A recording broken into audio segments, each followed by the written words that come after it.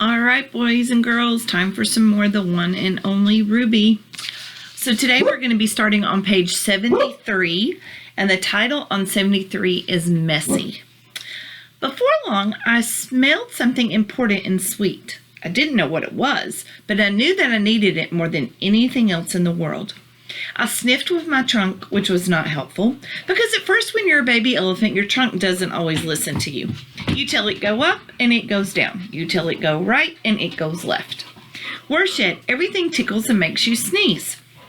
The first time I sneezed, I fell over. It was such a surprise.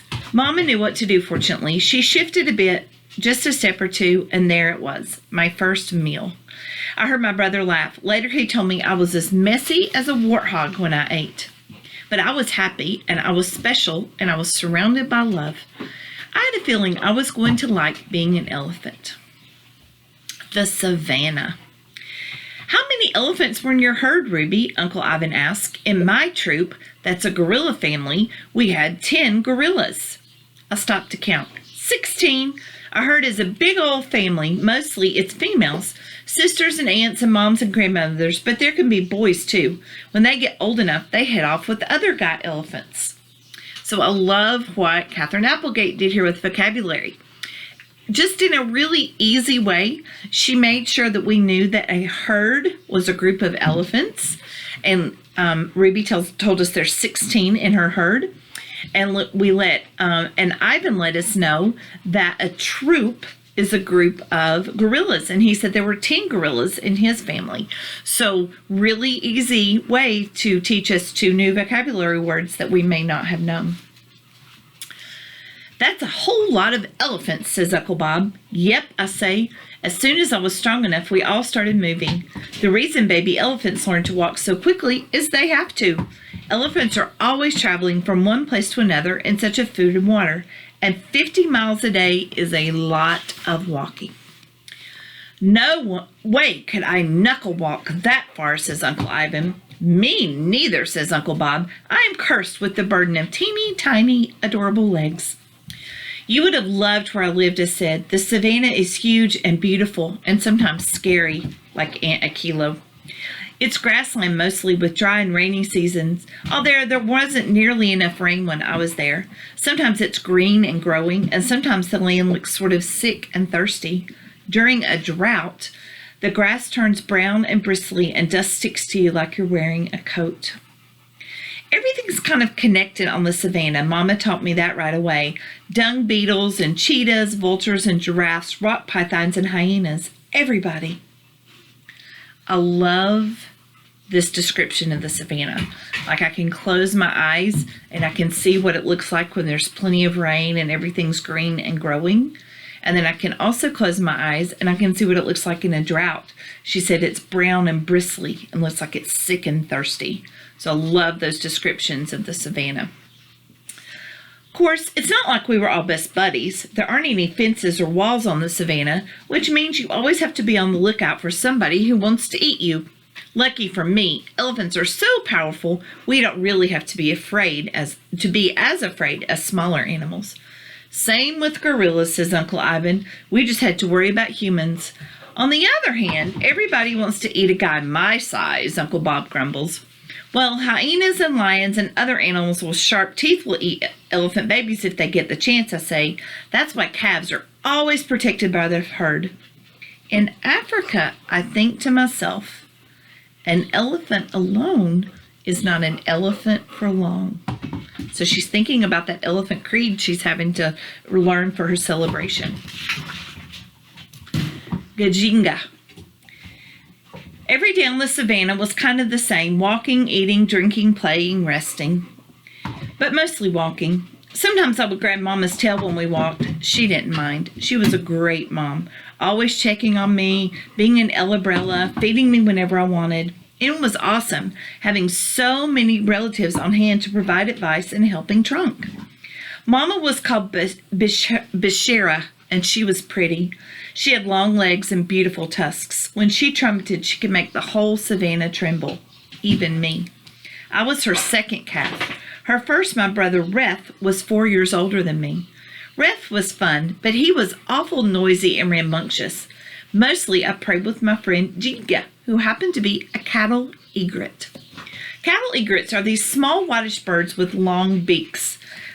They're nice, but some of them can be a little pushy. Whenever you see a herd of elephants, you'll probably see a flock of cattle egrets riding on top of them, acting like they're in charge of the whole wide world. When elephants walk, our heavy feet kick up all kinds of things, especially dirt and brush and grasses where lots of insects live. Some cattle egrets love to eat bugs when they stay near elephants, it's like they're in an all-day restaurant and we're the cooks. In return, the cattle egrets squawk like crazy when they know a bad guy like a lion is coming. That gives the grown-up elephants time to protect their calves close so they can be extra protected. Gajinga hopped on my back when I was 3 days old. He was just a little guy himself, the smallest of his brood. Maybe that's why he decided to hang out with me. In any case, even my little feet kicked up a fair number of bugs, and I was almost always right next to Mama, so Gajinga got twice the food in return for sitting on me all day. There's our picture. Our band.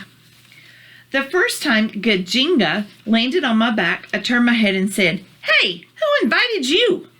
"Oh, pardon me," he exclaimed in a squeaky voice. "Is the seat taken?" "As a matter of fact," I said, "it's my seat." I was told this is how it's done," Gajinga said. "If you look about, you'll see what I mean." I glanced around. Sure enough, a bunch of white birds sat on the backs of my relatives.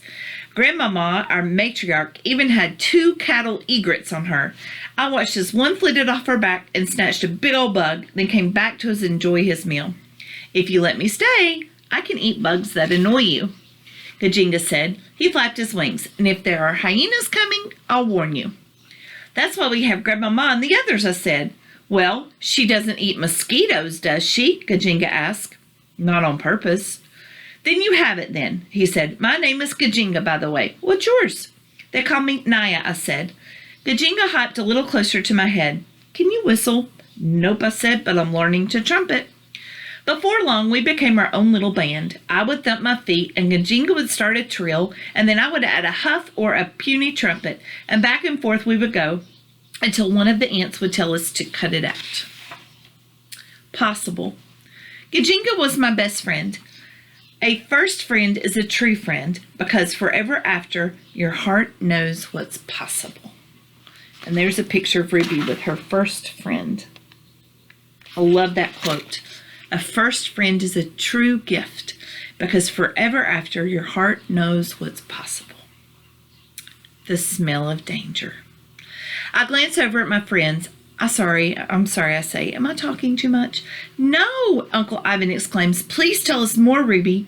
"I was wondering," said Uncle Bob, "when you first ran into humans, that must have been a shock." "Actually," I say, "long before I ever saw any humans, I smelled them." "Yep," Uncle Bob nods. "They do have a distinctive odor." Gajinga and I noticed the smell at the same time. When I asked Mom what that weird sour smell drifting on the wind was, she said, "That's the smell of danger, Naya. Remember it." And I did too. Not that it would matter. Where there's smoke. A few days later, I learned about another scent to watch out for: smoke. It was just a little hint on the breeze, but as soon as I caught my first whiff, I knew it was bad. I knew to be afraid. How could that be even? How could I have known about something I'd never even run into before?